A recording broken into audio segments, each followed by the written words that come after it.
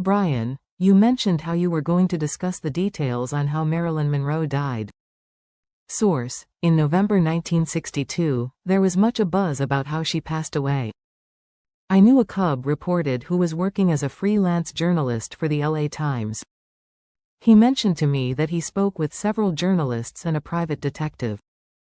The two known death photos on the internet were not readily available right after her death. Those didn't become available until mid-1966. Prior to these photos being released, we would sit at a coffee shop in West Hollywood to talk about the facts of her death and other movie personalities at that time.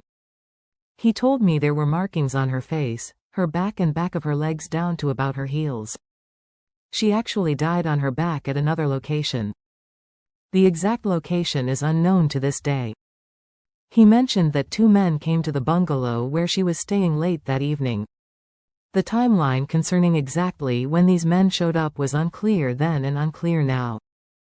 He also stated that one of the two men pulled her pants down on the hardwood floor with a floor rug. However, that too is unknown today. He mentioned that one of the two men laid across her body and pressed the right side of her face down on the floor. He laid on her until she became unconscious. The other man unzipped her pants and pulled her pants down to her ankles.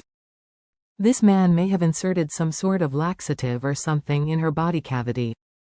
One or possibly both carried her into her bedroom and undressed her. They slid her on her stomach onto the bed. I can provide more details of the photo of her in her bed.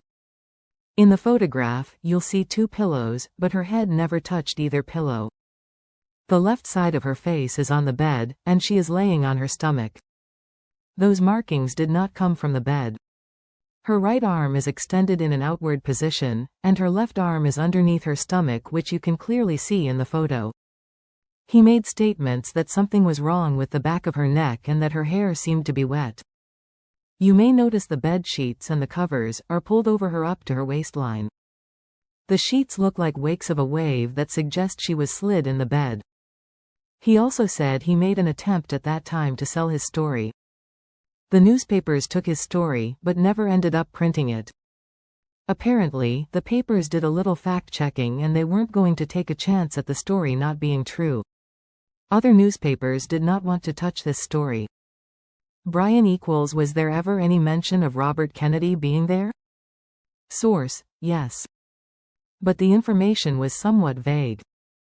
I know that two reporters were looking into this for a considerable amount of time. But apparently, he did come to her home. It appears he left the house before this all happened. But as we know now, Robert Kennedy was in Los Angeles at the time of her death. What conversations took place between these two, we will never know. Whatever it was, it ended in her death, which speaks volumes. The next segment will be sometime in April, and we will continue with these conversations. This will include author Norman Mailer, Johnny Carson and more.